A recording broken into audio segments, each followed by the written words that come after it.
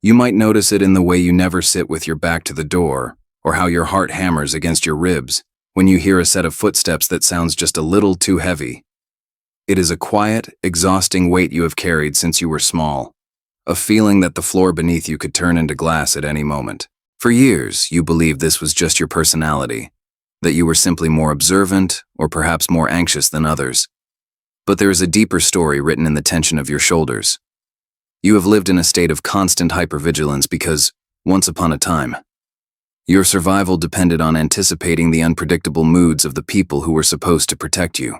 Today, we are going to look closely at these everyday habits and the hidden wounds they represent, so you can finally begin to lay that heavy armor down and find the safety you have always deserved. In those early years, your home was not a sanctuary, but a landscape of shifting shadows where the emotional weather could change without warning. You learned to listen to the silence, discerning the difference between a peaceful quiet and the heavy, suffocating stillness that preceded a storm. Because the adults around you were consumed by their own needs and volatile emotions, there was no room for your childhood innocence or your own developing feelings. You began to believe that if you could just be small enough, quiet enough, or helpful enough, you could keep the chaos at bay and earn a moment of peace.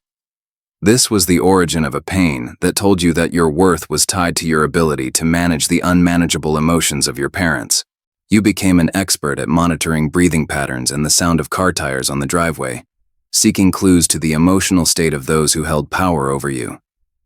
The environment demanded that you abandon your own needs to ensure the stability of the family unit, making you an emotional sentry before you could even read.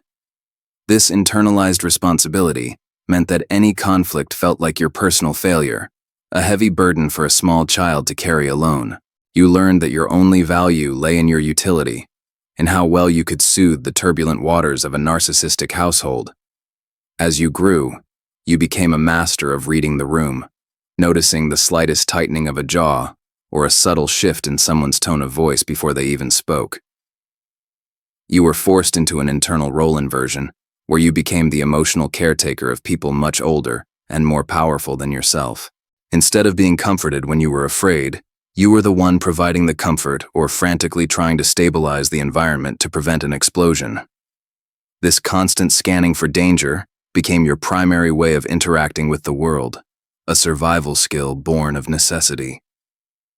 You learned that being a stabilizer was the only way to feel even a shred of security in a world that felt fundamentally unsafe.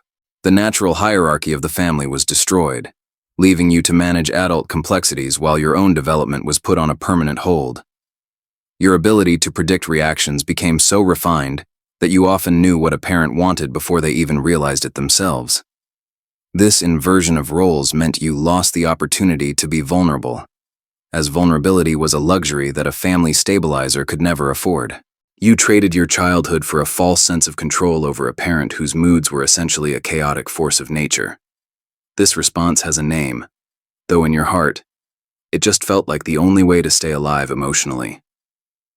Hypervigilance is the psychological mechanism that keeps your nervous system in a state of high alert, constantly searching for threats that are no longer there. It is the legacy of parentification, where the natural order of care was flipped upside down, leaving you to fend for yourself while pretending to be the strong one. You weren't just being sensitive, you were developing a sophisticated radar system designed to protect you from the unpredictable whims of a narcissistic parent. Understanding this is the first step in realizing that your current anxiety is actually a misplaced protective shield from your past. Your brain is essentially stuck in a loop of historical survival, treating every modern interaction as a potential minefield. This mechanism was once your greatest ally, but now it acts as a barrier to the peace and presence you desperately seek as an adult.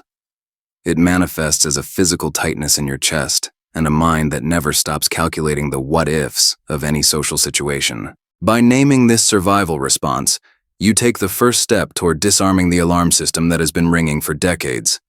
To survive this environment, you had to create a mask, a version of yourself that was always agreeable, always performing, and always ready to meet the needs of others.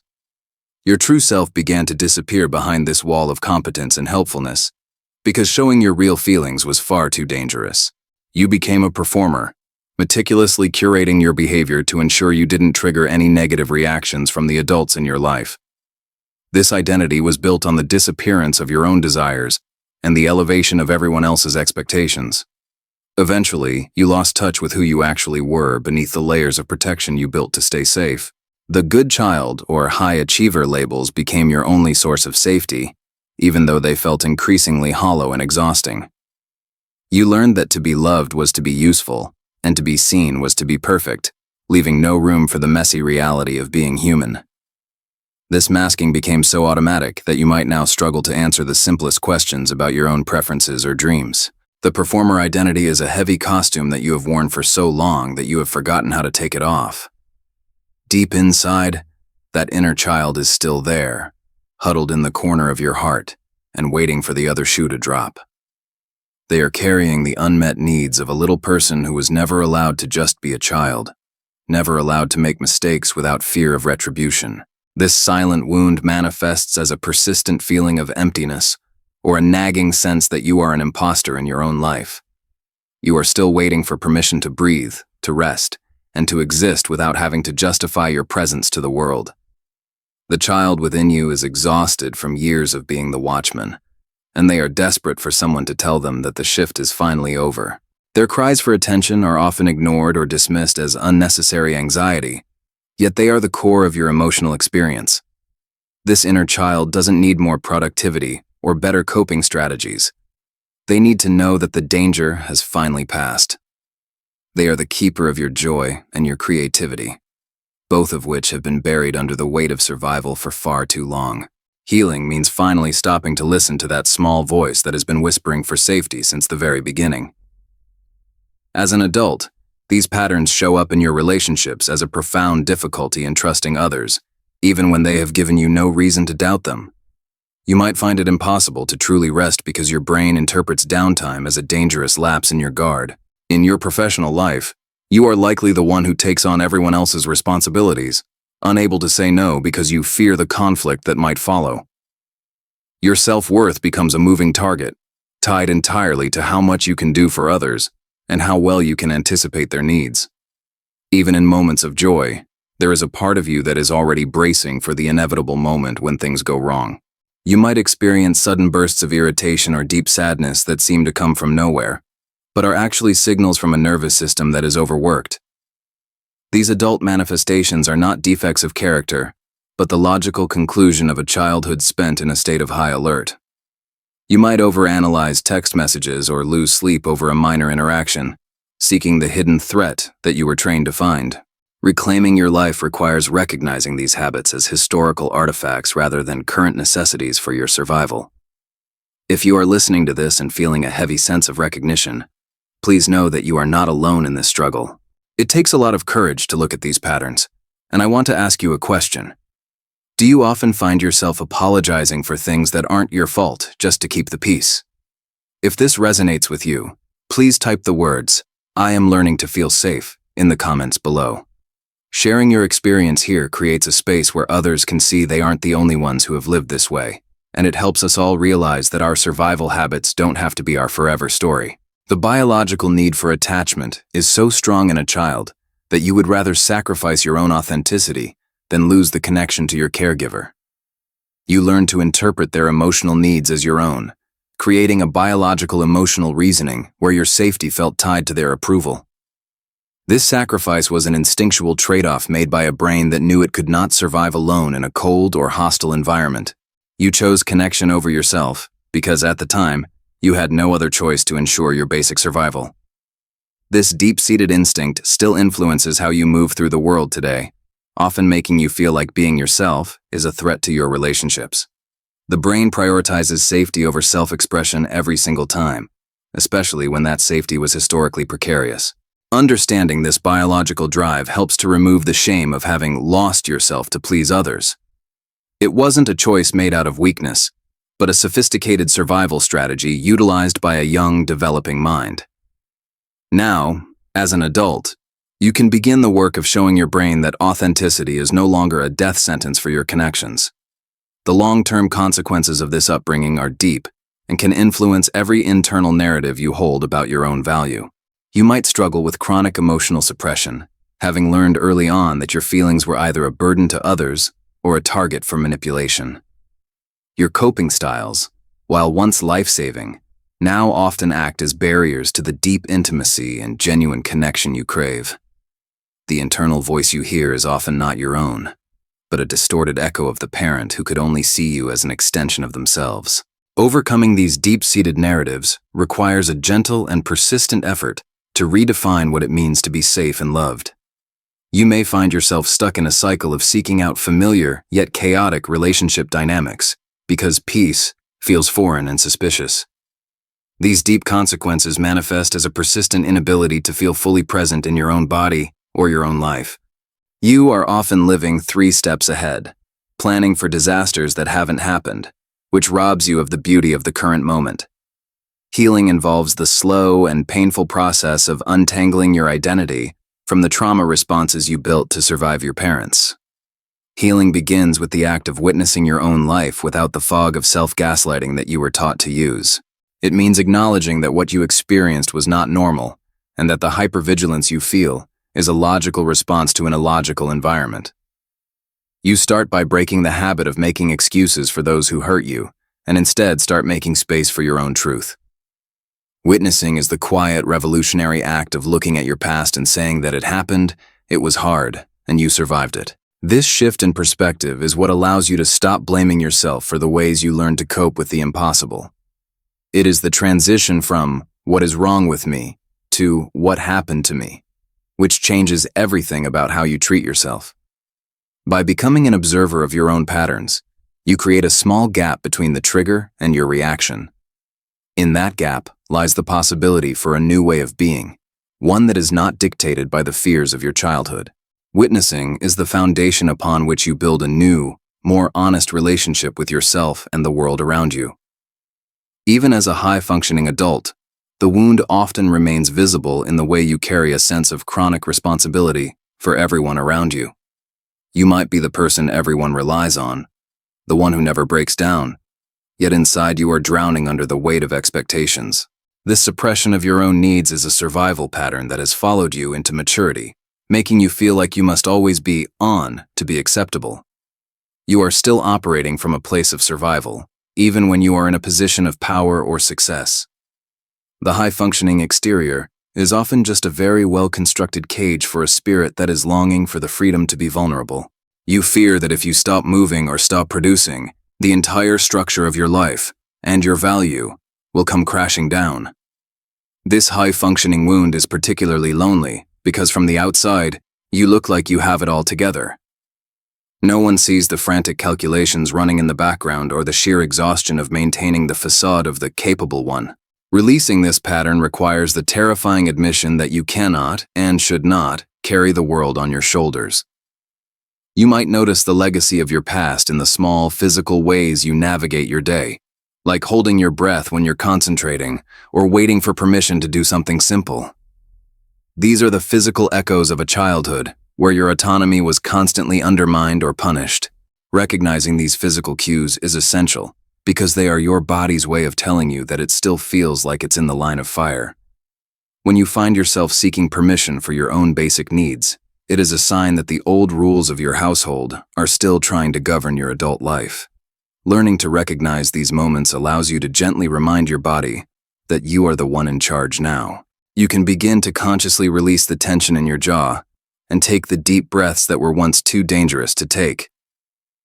The legacy of the narcissistic parent is written in the nervous system's reluctance to fully relax into the present. It is found in the constant checking in with others' moods before you allow yourself to feel your own. Breaking this legacy is a somatic journey as much as a mental one, requiring you to teach your body that the environment is finally safe. The process of reparenting involves stepping into the role of the protector you never had, and giving your inner child the validation they were denied.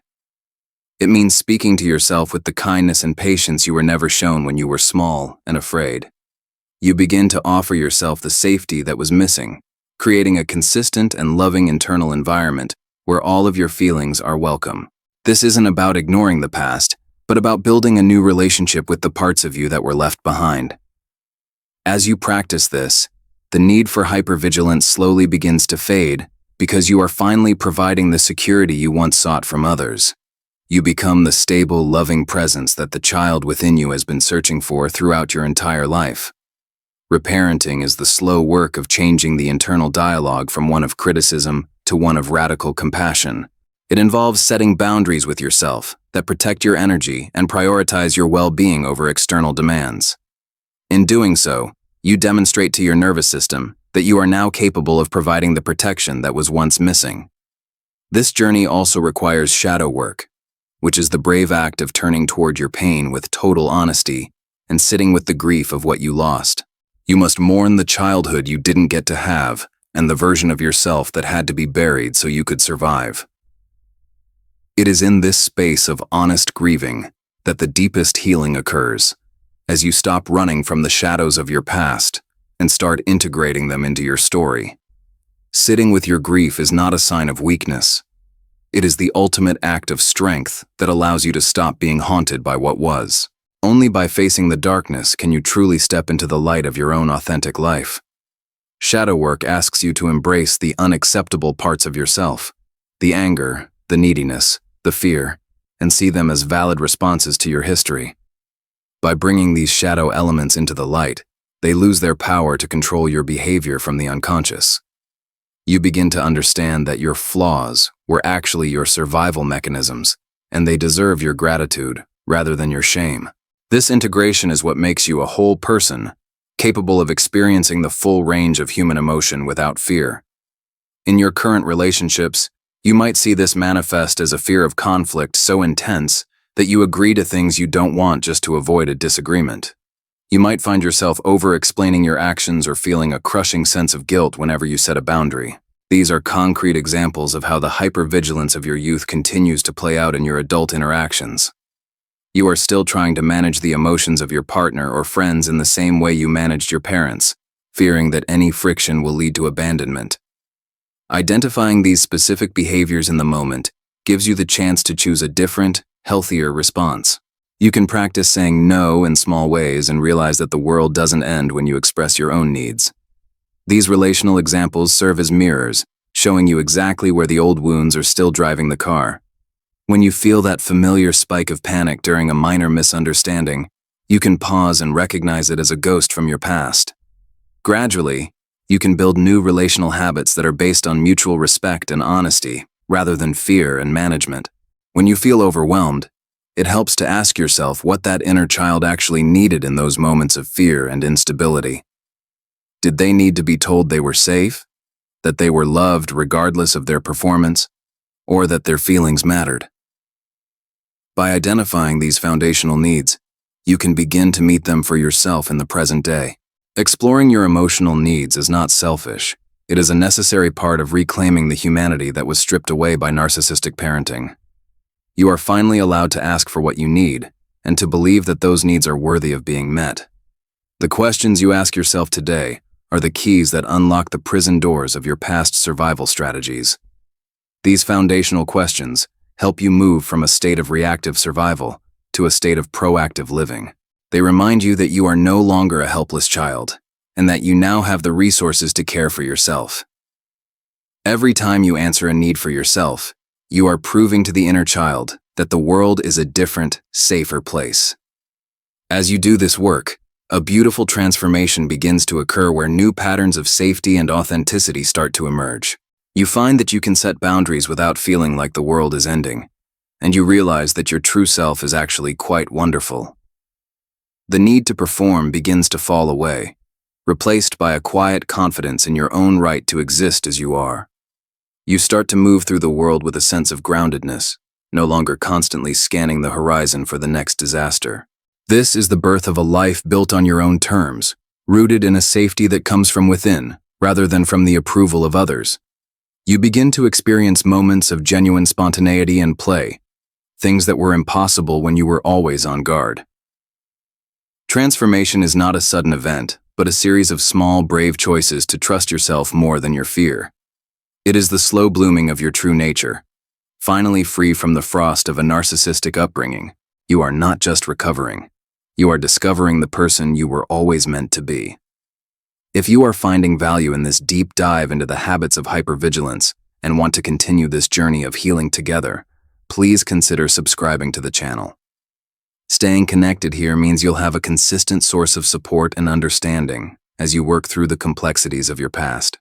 We are building a community where your experiences are validated and where you can find the guidance needed to reclaim your peace. By joining us, you are making a commitment to your own growth and ensuring that you don't have to navigate this path alone. It is a soft place to land and a steady hand to hold as you move toward the life you are meant to live. There is a profound wisdom in the idea that healing is not about becoming a new person, but about reclaiming the identity that was always there. As you integrate these lessons, you are not fixing something that is broken, but rather removing the layers of debris that were piled on top of your true self. You are reconnecting with the person you were before the world told you who you had to be to survive. This process of reclamation is the most sacred work you will ever do, as it leads you back to your own heart. You are becoming whole, not by changing, but by finally allowing yourself to be seen by the most important person in your life. You. The wisdom you once used to survive is now being transformed into the wisdom of self-compassion and deep, authentic strength. You are learning to trust your own internal compass, which has been buried under the noise of others' expectations for so long. This reclamation is a homecoming, a return to the innate value and dignity that was yours from the moment you were born. You are finally coming to understand that you are enough, exactly as you are, without any performance required. Healing is the act of reclaiming your identity and realizing that you were never the problem. You were a child doing your best in an impossible situation. It is about taking the energy you used for hypervigilance and turning it toward your own creativity, your own passions, and your own peace. You are learning that you don't have to be a stabilizer for everyone else to be worthy of love. The weight you have carried for so long is finally starting to lift, leaving you with the freedom to simply be. You are whole, you are capable, and you are finally home. The transition from survival to living is a profound shift that colors every aspect of your daily existence. You are now the guardian of your own peace, and you have the power to decide who and what is allowed into your inner circle. The hypervigilance that once guarded against external threats now serves as a refined sensitivity to your own well-being. You have moved from a place of fear to a place of choice, and that is the ultimate victory of the human spirit. In the end, becoming whole is about more than just understanding your past. It is about the quiet integration of all your experiences into a narrative of resilience. You are reconnecting with the inner child who was once so afraid, and you are telling them that they are finally safe with you. This empowerment comes from knowing that while you cannot change what happened, you have full authority over how you live today. You are the architect of your own sanctuary now, and the walls you build are no longer for hiding, but for protecting the beautiful, authentic life you are creating. The habits of hypervigilance may still whisper to you at times, but they no longer have the power to command your life. You have learned the difference between an old memory and a current reality, and in that knowledge, you are free. Rest easy, dear friend, for the war is over, and you have finally won your peace. Your journey forward is one of grace, where you are allowed to be imperfect, to be tired, and to be profoundly human. You have survived the storm, and now you are the one who gets to decide how to enjoy the calm. Would you like me to develop another script based on a specific title or explore a different micro-niche within this theme?